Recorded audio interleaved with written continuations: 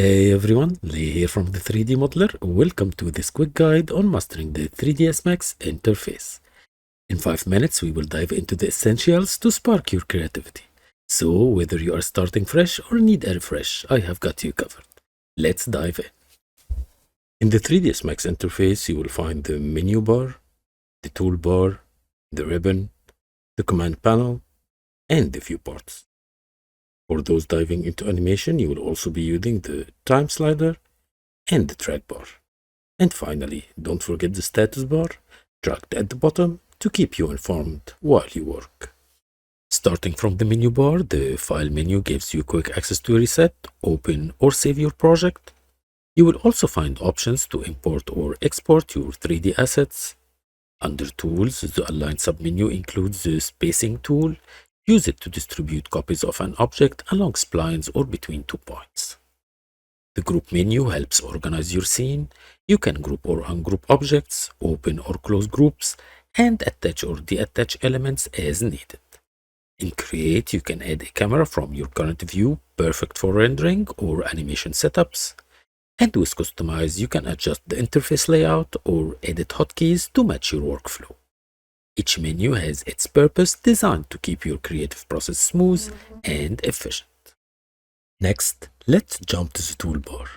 Here you will be able to undo or redo your actions with ease. You will find the Select, Move, Rotate, and Scale tools mapped to Q, W, E, and R respectively.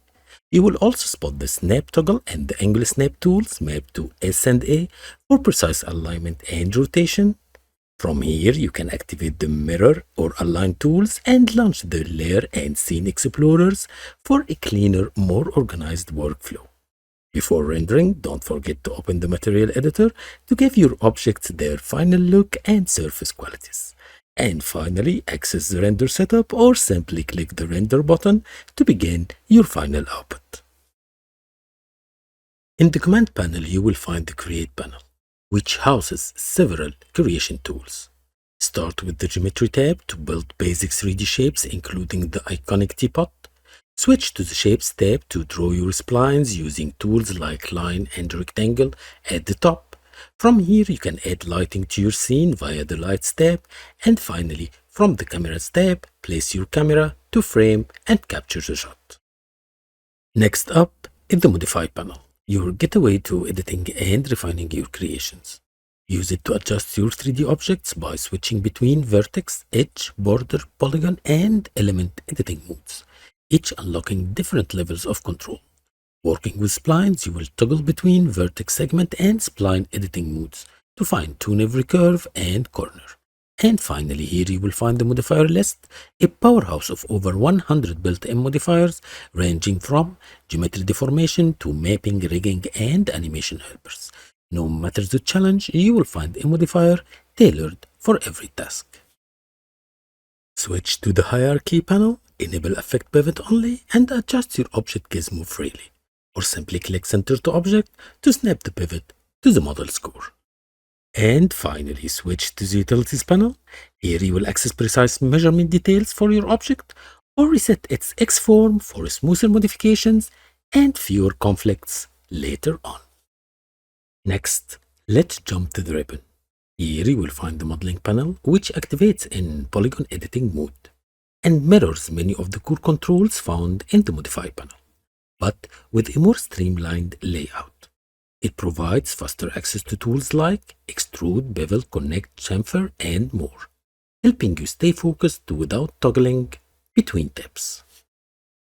Next up is the Freeform panel, an essential sculpting workspace in Polygon Editing mode.